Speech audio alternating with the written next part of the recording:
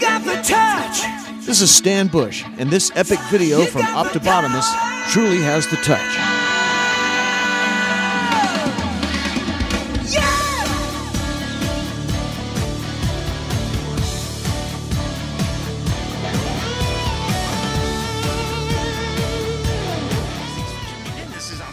Coming with another video review, and today we're going to be taking a look at the new Transformers Generations GDO Wheelie. Now, thanks to some people who have commented in things previously, they've kind of indicated that GDO stands for Global Development Organization, but I really honestly think that GDO is created for Wheelie, and what it really stands for is God beep orange. That's my guess, because he's very orange. As you can see, you got the Chinese packaging. This is, like I said, a Toys R Us exclusive. You can only get these at Toys R Us, as far as I know. At least here in the United States. Internationally, I'm not sure. But these are available over, I do believe, in China, because that's where these originated from. So flip around here on the back, you got some images of the toy right here. Shows his sports car mode, his robot mode. He does come with the speakers, much like what this mold is actually based off of, the Generations Jazz figure. But he does come with an alternate head, resembling Wheelie, and the Slingshot, which I think is fantastic. Now, for his bio, it says, though very young and possibly suffering from some kind of processor damage from his extended time, stranded alone on an alien world, Wheelie is a fierce warrior. His rhyming speech can sometimes annoy other Autobots, and almost every other human that likes Transformers. But when push comes to shove, they appreciate his unerring arm. Now, aim. I absolutely love the fact that he comes with a slingshot. Like I said, very, very Wheelie-esque. I am kind of curious, but you see his gun here. That's actually the gun that came with Jazz. And I'm not 100% sure if he comes with that or if he just comes with the slingshot. But that's definitely Jazz's gun, and I'll show that off here in a little bit. But there's Wheelie, so let's get him open and see how cool he actually is. Alright guys, so here we have Wheelie open up and out of its packaging. And once I got it out of the packaging, one thing that I absolutely noticed was just how good the paint job really is on here. The orange is absolutely fantastic. You got a nice darker kind of trim going around the bottom section, and then this nice kind of tangerine orange up here. And then when you come up to the top section, this is actually, it might come across more white, but it's actually a very, very pale blue. I know my lights and everything probably kind of wash that out, but it looks fantastic. I mean, everything on here is just absolutely perfectly done. You got the back section here of the window, which is actually a nice kind of silver paint. You got tail lights painted. You got nice gray tires. The windshields are clear this time around, whereas on Jazz they're blue. You got clear translucent fog lights right down here. And then the headlights are actually painted yellow. Now, for comparison, here's Jazz. Or, I'm sorry, here's Wheelie, and here's Jazz. Now, as you can see, obviously two totally different figures, so the paint scheme is going to be completely different. But it just looks odd, in my opinion. No, that's not pegged in all the way, but who cares? In my opinion, though, this looks fantastic. You can see that the original headlights were this translucent kind of blue plastic, so it really kind of makes me wonder if that's what's going on under here and it's just painted over. And honestly, it kind of looks like it is.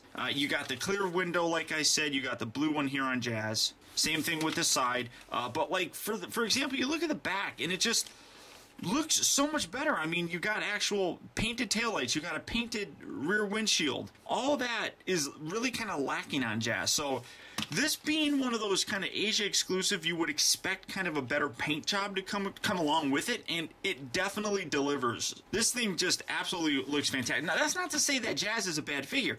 One of the biggest problems, though, was he was just really kind of too white, so that really kind of sucked. Well, I shouldn't have put him away. One thing that I should also mention is that the gun that's on the packaging for Wheelie is Jazz's gun, and like I said, it just stores underneath here. Wheelie does not come with this gun at all, which does kind of suck, but what are you going to do? He does come with his slingshot, which still stores under here, but because of the way that it's designed, let me get this back. When it's like this, you can see that it actually sticks out just a little bit. I don't know if you can see that, but this sticks out a little bit higher. So when you actually store this up underneath here, if I don't break it, geez, Paul, what am I doing? Put that in there. Why are you not pegging in? Come on. There we go. you can really see it hanging out underneath there, and it actually sticks out so much that it then raises the actual figure, so now the front tire can't slide. So if I were to take the jazz gun, put that underneath there, you can see that it sits up higher underneath him, and it doesn't, I mean, you can still sort of see it, but the Slingshot hangs down a lot more, preventing the wheels from actually rotating. So the storage for the Slingshot is not nearly as good as the storage for this gun. But at least it can store. So if you're just going to display them and you peg it up here, well, maybe, what if I try it on this other one? I don't see why it would matter because it's the exact same size, but yeah, see, I mean, that just really kind of sucks. But if you're going to just kind of display them like this, it's not that bad. So at least there's a place where you could store the weapon. Now, the transformation for this guy, much like I did with the Cliff Jumper review for the GDO version, I'm going to go ahead and skip, but in the bottom, in the video description, there's going to be a link. You'll go to the actual review of the Generation Jazz, and you can see the transformation for it. It's just something we covered. We don't need to cover it again. So again, through the magic of video editing, we're going to go from vehicle mode to his robot form. And once again, the conversion from one character to another, courtesy of a new paint job and a new head, much like Cliff Jumper, really does impress me. This is an absolutely gorgeous looking figure. Now, when you look at the body, it does look like Jazz. I mean, there's no getting away from it. I mean, here is Wheelie, and here's Jazz. I mean, they're identical figures. Now, I did see somewhere that somebody does something differently with the legs to transform them a little bit differently, but I'm not sure how to do that, so I can't really show that. But there are probably ways that you can differentiate these guys. Like, for example, with Jazz, I keep his wings out a whole lot more than I do with Wheelies. I just kind of keep them tucked into the back a little bit more. But you can see what a difference here. I mean, the color is vastly improved when you go from Jazz, who's really kind of a drab painted figure, to Wheelie, which just looks fantastic. I mean, even the gray bits here in his shin and his feet, this is a darker plastic, this is a lighter plastic, and then everything else just really comes across very nicely. I mean, without a doubt, this is an absolutely wonderful reuse of this mold. Now, for his accessories, he does come with the speakers, and I failed to show this off in the actual car mode, but he does have the speakers here, but for me, it really doesn't matter that much with him. I mean, they just kind of hang out there in the background. The speaker thing was always kind of a Jazz gimmick, in my opinion. So that if they left that out and actually included Jazz's gun, I probably would have been happier. But he does come with the Slingshot, which is a perfect accessory to have for Wheelie. I mean, if you and that's still a problem, you lift it up, it still comes up.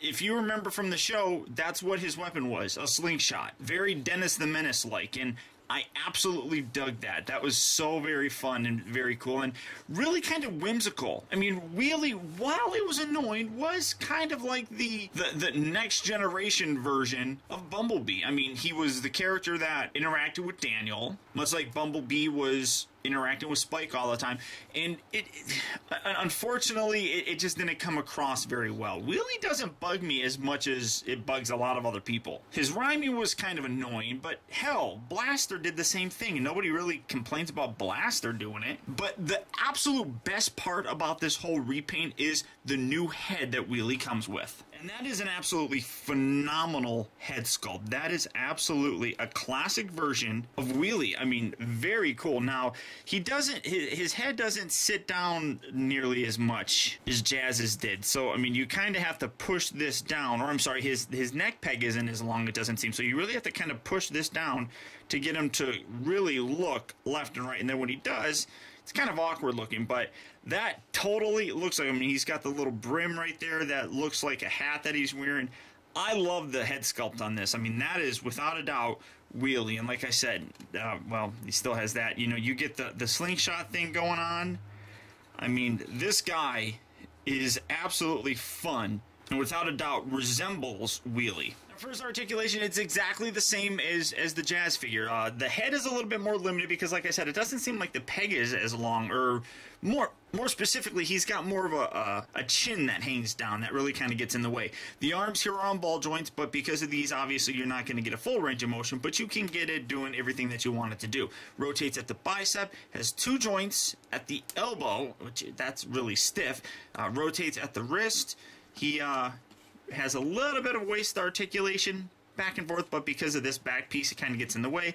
The hips are on ball joints, forward and back. They also rotate at the thigh, and he's got 2 joints here at the knee. Now, the feet also do have some pivot, but it's kind of a pain in the butt to deal with. But a very nice articulated figure, and I mean, as you have seen, this still is a problem. You lift the arm and that still comes up. I really wish that there was a way to actually lock that down. You can really push it down there, but it doesn't seem to. Let me see if, to my knowledge, I don't think anybody's come across a way to actually really fix that where it stays locked down like that. I mean, that really just pops right back up. You can see it kind of locks in, but then you let it go and boop, it pops right back up. So that does kind of suck. That's one of the negatives about the mold just in general, but that doesn't dissuade me from actually really enjoying this figure or the Jazz figure. But now the all-important question, should you get this guy? Now, as much as I love the Cliff Jumper figure, for me, and I probably should have mentioned this in the actual review for it, but I really didn't think about it until after the fact. That Cliff Jumper really doesn't say Classics Cliff Jumper to me. The Prime aesthetic just comes across too strongly. I still love the way that figure looks, but it's more of a Prime character for me. This could absolutely fit into a Classics collection and represent Wheelie very nicely, if you ask me. I mean, like I said, there are some things that